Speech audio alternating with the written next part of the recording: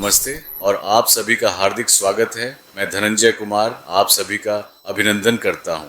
यह विशेष वीडियो आज के हमारे प्यारे बच्चों को समर्पित है। वे बच्चे जो आने वाले उज्जवल कल का आधार हैं, जो हमारे समाज की नींव रखेंगे, हमारी समृद्ध सभ्यता का निर्माण करेंगे और हमारी अनमोल संस्कृति को आगे बढ़ाएंगे। कल यानी हमारा भविष्य, और वह भी एक सुदूर दीर्घकालीन भविष्य जिसमें ये बच्चे ही हमारे देश और दुनिया का नेतृत्व करेंगे।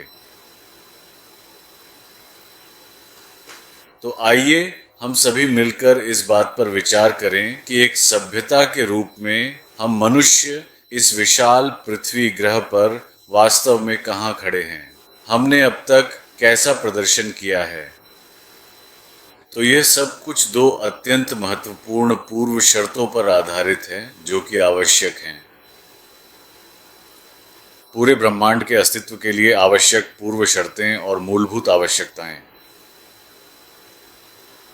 जो सृजन, गति, जीवन और समस्त मानव सभ्यता के होने को संभव बनाती हैं। लेकिन यह वास्तव में किस स्तर पर हो रहा है या अब तक हुआ है, हम वहीं से शुरू करेंगे। तो पहला भाग है बुद्धिमत्ता ही नींव और संरचना है। बुद्धिमत्ता का स्तर हमारे अस्तित्व की वास्तविक और मूलभूत नींव है और हम अपना समाज और अपनी सभ्यता कैसे संगठित करते हैं वह भी पूरी तरह से बुद्धिमत्ता पर ही आधारित है। यह एक अत्यंत महत्वपूर्ण और केंद्रीय पहलू है। दूसरा महत्वपूर्ण भाग है ऊर्जा, क्योंकि समस्त सृजन, निरंतर गति, संपूर्ण जीवन के संचालन और मानव सभ्यता के विकास तथा निर्माण के लिए ऊर्जा अत्यंत आवश्यक है। तो पहला भाग है बुद्धिमत्ता, दूसरा भाग है ऊर्जा। हम कितने बुद्धिमान हैं और हम ऊर्जा का उत्पादन और उपभोग कैसे करते हैं, ये दो मापदंड हैं। और भले ही कोई जीवन न हो, फिर भी किसी भी चीज के होने या बनने के लिए हमें निश्चित रूप से वास्तव में बुद्धिमत्ता और ऊर्जा की आवश्यकता होती है। तो जीवन हो या न हो, किसी भी अस्तित्व के लिए दो महत्वपूर्ण शर्तें हैं, बुद्धिमत्ता और ऊर्जा का होना। तो अब मान लेते हैं कि जीवन वास्तव में मौजूद है, तो उसके पास दो मुख्य रास्ते हैं, दो महत्वपूर्ण संभावनाएं हैं जिन पर वह आगे बढ़ सकता है। एक है विकसित होना, ऊंचे से ऊंचे स्तर पर जाना और अधिक परिष्कृत बनना, और दूसरा विकल्प है अवनति करना, नीचे गिरना और अंततः स्वयं का विनाश करना। तो अब हमारे पास अस्तित्व के दो स्रोत हैं और दो रास्ते हैं जिन पर हम चल सकते हैं या आगे बढ़ सकते हैं। या तो हम विकसित होते हैं या अवनति की ओर जाते हैं। तो आइए अब हम यह देखें और विचार करें कि हम विकास के पथ पर कितनी दूर तक आगे बढ़े हैं, या फिर वास्तव में हम अवनति के मार्ग पर निरंतर अग्रसर हो रहे हैं। इस महत्वपूर्ण पृष्ठभूमि के साथ कई दशक पहले कार्ल सैगन और निकोलाई कार्डाशेव, दो महान वैज्ञानिक और खगोल शास्त्री, ने सभ्यता के तीन विशिष्ट स्तरों, निम्न, मध्यम और उच्च की कल्पना की थी, जो उनके गहन शोध का परिणाम था और आज भी प्रासंगिक है। बहुत ही सरल। लेकिन बाद में कई और प्रमुख वैज्ञानिकों ने चार अतिरिक्त स्तरों की भी कल्पना की जो कि महत्वपूर्ण थे। तो तीन स्तरों में चार और जोड़कर हम सभ्यता के 7 महत्वपूर्ण स्तरों, 7 डिग्रियों और मानवता के आगे के विकास की एक विस्तृत और व्यापक वैचारिक रूपरेखा तक पहुंच गए हैं। तो आइए देखें कि स्तर 1 को हम कैसे देखते हैं। स्तर 1 को एक प्लैनेटरी सिविलाइजेशन कहा जाता है, जिसका सीधा और स्पष्ट अर्थ है कि हम पृथ्वी पर मनुष्य के रूप में ग्रह की ऊर्जा, वनस्पति और खनिजों का उपयोग और नियंत्रण करते हैं। इसमें यह भी शामिल है कि हम ऊर्जा कैसे उत्पन्न करते हैं और हम ग्रह स्तर पर ऊर्जा का उपभोग कैसे करते हैं। अब कई प्रमुख वैज्ञानिकों और तकनीकी विशेषज्ञों ने यह निष्कर्ष निकाला है कि हम अभी तक स्तर एक सभ्यता की पूरी क्षमता तक नहीं पहुंच पाए हैं। हम वर्तमान में 0.60 के स्तर पर हैं, जो कि 10 के आदर्श लक्ष्य से काफी नीचे है, और हमें पूरी उम्मीद है और हम निरंतर प्रयासरत हैं कि अगले कुछ 100 वर्षों के भीतर मानवता ऊर्जा का सही, अत्यधिक कुशल और लागत प्रभावी ढंग से उत्पादन, उपयोग और उपभोग करने में सक्षम हो सकेगी। हमारा लक्ष्य उस भारी बर्बादी को कम करना या पूरी तरह से समाप्त करना है जिससे हम अभी गुजर रहे हैं, ताकि एक स्थायी भविष्य सुनिश्चित किया जा सके और हम न्यूक्लियर फ्यूजन तकनीक का उपयोग करने में सक्षम होंगे, सुरक्षित, स्वच्छ और असीमित ऊर्जा के लिए, और यहाँ तक कि शून्य बिंदु ऊर्जा, या जिसे कुछ लोग वैक्यूम ऊर्जा कहते हैं, का उत्पादन कर सकेंगे। और इसके अलावा हम किसी भी अंतरिक्ष यान को सौरमंडल में कहीं भी भेजने में सक्षम होंगे और समुद्र में, बादलों में, यहाँ तक कि गहरे महासागरों में भी जीवित रह सकेंगे और मानवता की सभी प्रमुख समस्याओं को दूर कर सकेंगे, जैसे कि व्यापक गरीबी, गंभीर बीमारी, विनाशकारी युद्ध आदि। और हम पूर्ण स्वास्थ्य, एक समान और समृद्ध समाज प्राप्त करेंगे। कोई पीड़ा नहीं, कोई शोषण नहीं, कोई विनाश नहीं, कोई युद्ध नहीं, और शांतिपूर्वक जीवन जिएंगे और स्तर 2 सभ्यता की ओर विकसित होने का निरंतर प्रयास करेंगे। यानी जब हम स्तर एक सभ्यता को एक गृह सभ्यता के रूप में ऊर्जा के कुशल उपयोग और उस स्तर की बुद्धिमत्ता के साथ प्राप्त कर लेंगे जो वास्तव में उस गुणवत्ता का उत्पादन कर सके। इसे प्राप्त करने के बाद स्तर 2 सभ्यता की एक कल्पना है, जिसे एक तारकीय सभ्यता भी कहा जाता है, जिसमें हम अन्य नजदीकी तारों से ऊर्जा प्राप्त करने और उसका उपयोग करने में सक्षम होंगे।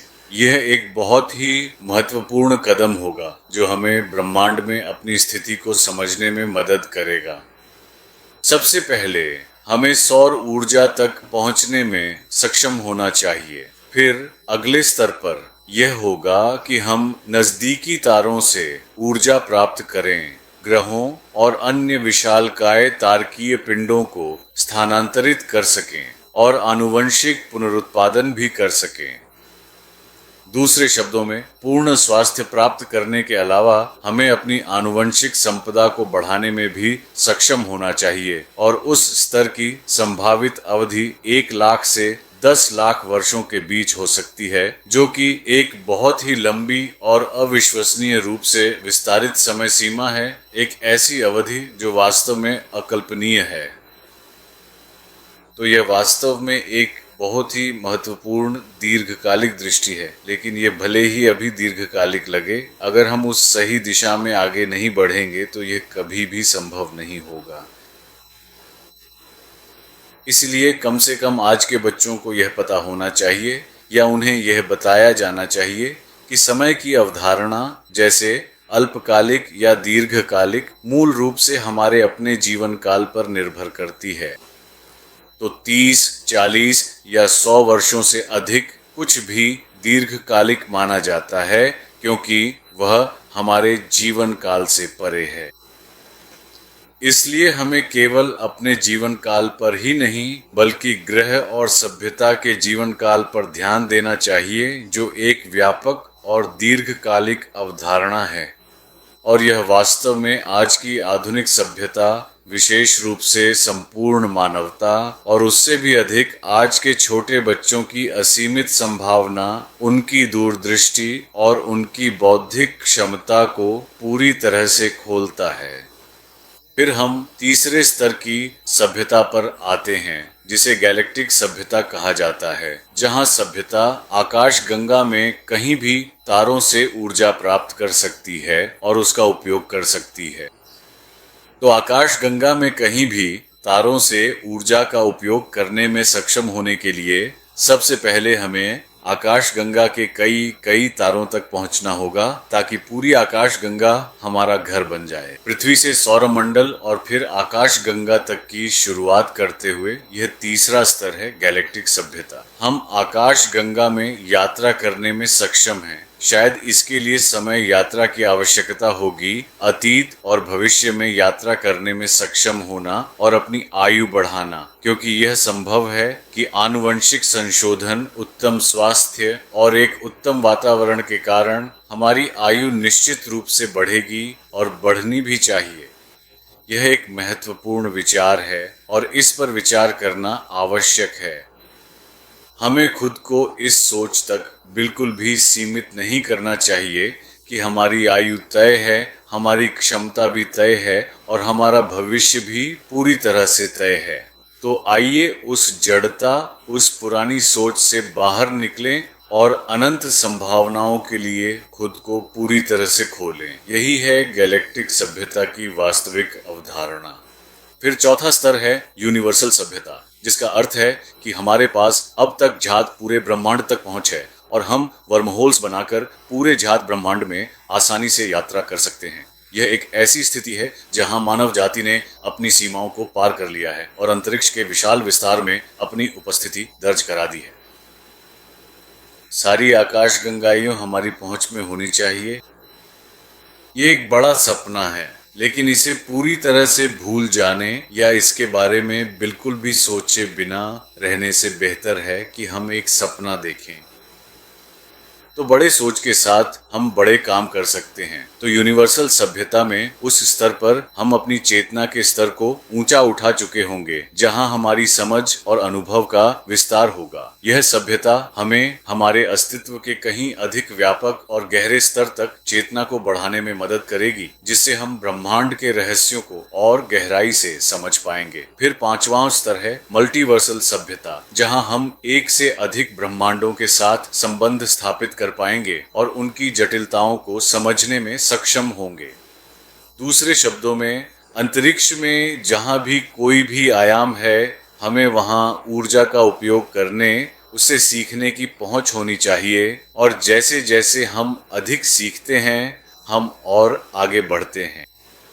हमारी दृष्टि विस्तृत होती है और हम उन चीजों तक पहुंचने में सक्षम हो जाते हैं जिन्हें हमने कभी असंभव समझा था। तो मल्टीवर्सल सभ्यता में हम ब्लैक होल्स के दूसरी ओर भी जा सकते हैं।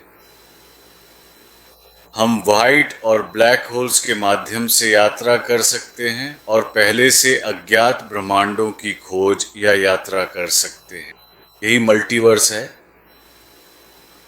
ये नवजात और स्तर एक सभ्यता के विकास में मदद करता है। दूसरे शब्दों में, स्तर 5 की सभ्यता में स्तर 1 की सभ्यताएं, जैसे कि हम अभी हैं, बिल्कुल बच्चों की तरह होंगी जो बस बड़े हो रहे हैं और जिन्होंने अभी तक कुछ खास हासिल नहीं किया है सिवाय अशांति, संघर्ष और विनाश के।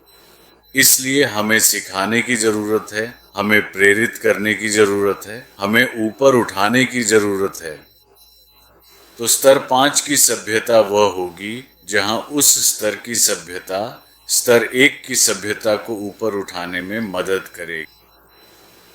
और जैसे जैसे हम स्तर 6 की सभ्यता की ओर बढ़ते हैं, एक बहुआयामी सभ्यता, जिसका वास्तव में अर्थ है 3 आयामों से आगे, उच्चतर आयामों में जाने की अद्भुत क्षमता और इस त्रिआयामी भौतिक शरीर का उपयोग करके 4 या उससे भी अधिक आयामों में सहजता से चलने की अद्वितीय क्षमता। दूसरे शब्दों में, हम अंतरिक्ष और समय की सीमा को पार कर जाते हैं और इस 3D शरीर की उस सीमा को भी जो समय चौथे आयाम में बंधा हुआ है। तो हम अस्तित्व या संभावित अस्तित्व के कई कई आयामों को पूरी तरह से खोलते हैं और वास्तव में स्तर 1 और 2 जैसी निम्न स्तर की सभ्यताओं के विकास, सहायता और उत्थान में पूरी तरह से मदद करते हैं। फिर आता है स्तर 7 की सभ्यता, क्योंकि जैसा कि वैज्ञानिकों ने विस्तार से समझाया है, स्तर 6 की सभ्यता इस त्रिआयामी शरीर से आगे जा पाने में पूरी तरह से सक्षम होगी। हम सूक्ष्म शरीर बन सकते हैं, समय और अंतरिक्ष में आसानी से यात्रा कर सकते हैं और वास्तव में मल्टीवर्स तक पहुंच सकते हैं। सिर्फ हमारे सौरमंडल और आकाश गंगा ही नहीं, बल्कि सभी असीमित आकाश गंगाएं, वे सभी विशाल ब्रह्मांड जिनमें अनगिनत आकाश गंगाएं शामिल हैं। तो सभ्यता का अंतिम और सर्वोच्च स्तर है स्तर 7 की सभ्यता, जिसे एक सृजनकर्ता सभ्यता के रूप में देखा जा सकता है। जब हम स्वयं एक पूर्ण अस्तित्व बन जाते हैं और सभी अन्य सभ्यताएं हमारे अपने सबसे व्यापक और विशाल अस्तित्व के भीतर ही विद्यमान होती हैं। तो जब हम स्वयं एक अस्तित्व बन जाते हैं तो इसे कई प्राचीन संस्कृतियों में और महान ऋषियों तथा वैज्ञानिकों द्वारा अमर और अनंत ज्ञान से युक्त माना गया है और यह अन्य सभ्यताओं को और अधिक आगे बढ़ने के लिए निरंतर प्रेरित करता है। और यह किसी भी प्रकार की, किसी भी आयाम की, कहीं भी समस्त सृष्टि का स्रोत हो सकता है। तो ऐसा एक अद्वितीय और व्यापक अस्तित्व होगा जिसकी कल्पना हम मनुष्य अपनी सीमित समझ के साथ कम से कम कर सकते हैं, जिसे कई लोग एक सर्वशक्तिमान, सर्वज्ञ और सर्वव्यापी ईश्वर समान अस्तित्व मान सकते हैं।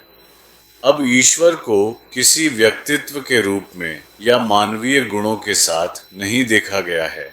तो ये ईश्वर समान सृष्टिकर्ता ब्रह्मा की एक अनंत अवधारणा है। तो उस उच्चतर स्तर पर हम सृजन नहीं करते, बल्कि स्वयं ही सृष्टि बन जाते हैं। और इसी महत्वपूर्ण रूप में जब भी आवश्यकता होती है, हम स्तर 4, 5 और 6 की सभ्यताओं को और अधिक विकसित होने में सहायता प्रदान करते हैं। तो यहाँ पर संदेश ये है कि एक उच्चतर, अधिक विकसित अस्तित्व या कोई भी जीवन रूप अथवा सभ्यता का सबसे पहला और सबसे महत्वपूर्ण कर्तव्य ये है कि वह निम्न स्तर की कम बुद्धिमान सभ्यताओं को विकसित होने में सहायता करे, न कि उस स्तर की बुद्धिमत्ता प्राप्त करे जो आपको अंततः विनाश की ओर ले जाए। और आज की दुनिया में बहुत से लोग यह महसूस करेंगे, जहां संघर्ष, युद्ध, संसाधनों की बर्बादी और पर्यावरण का विनाश हो रहा है। शायद यही वह है जिसे हमने खुद को प्रगति कहकर मूर्ख बनाया है, जहां हम सोचते हैं कि हर चीज का अधिक होना कम से बेहतर है। कभी कभी कम होना ही बेहतर होता है और हमें अपने विकास पर अधिक ध्यान केंद्रित करना चाहिए, अधिक ज्ञान, अधिक बुद्धिमत्ता, अधिक समझ हासिल करने पर और उसे अगली पीढ़ियों को सौंपने पर ध्यान देना चाहिए। लेकिन हमें यह भी उल्लेख करना चाहिए कि सभ्यता के ये विभिन्न स्तर 1 से लेकर 7 तक एक प्रकार की दृष्टि है। ये केवल वैचारिक स्तर हैं। ऐसा बिल्कुल भी नहीं है कि स्तर 1 यहाँ पर समाप्त होता है और स्तर 2 तुरंत शुरू होता है। तो ये वास्तव में अलग अलग डिस्क्रीट नहीं है। दूसरे शब्दों में, जब स्तर 1 प्राप्त हो जाता है तो स्तर 1 की कुछ चीजें पहले ही स्तर 2 बढ़ रही होती हैं और इसी तरह स्तर 2 पर कुछ स्तर 3 और 4 में होते हैं, जबकि कुछ पीछे भी चले जाते हैं। तो यह औसत निकालने जैसा है। औसतन हम आगे बढ़ रहे हैं और यही हमारा लक्ष्य है। हमें बच्चों को सिखाना चाहिए और उम्मीद है कि वयस्क भी यहाँ दिए गए विचार को सराहेंगे और स्वयं के साथ साथ दूसरों के लिए भी इस विकास में योगदान देंगे और निश्चित रूप से बच्चों के बीच एक व्यापक, बड़ी और गहरी दृष्टि को साझा करेंगे, क्योंकि वे ही भविष्य बनाएंगे। सुनने के लिए धन्यवाद और हम जल्द ही फिर मिलेंगे।